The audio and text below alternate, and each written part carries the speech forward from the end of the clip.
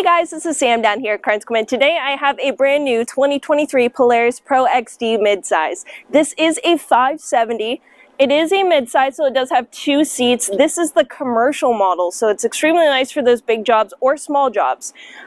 This comes stock with your front low-profile bumper, does have your high beams and low beams.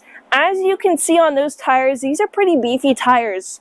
Because this is a commercial model, Polaris likes to put those high ply tires on there. On the seats, it does have a seat cover that is more durable than a stock Ranger for getting in, getting out. It does have cup holders, 4-wheel drive. This is also comes with a horn, so that's pretty neat. On the roof, you can see it has a Polysport roof and the rear view mirror. On the back here, it does have a dumpable bed. This is a gas model, so this bed will dump. Mid-size, like I said, even tells you back here in the back. Does have a rear receiver if you ever need to tow anything around on those jobs.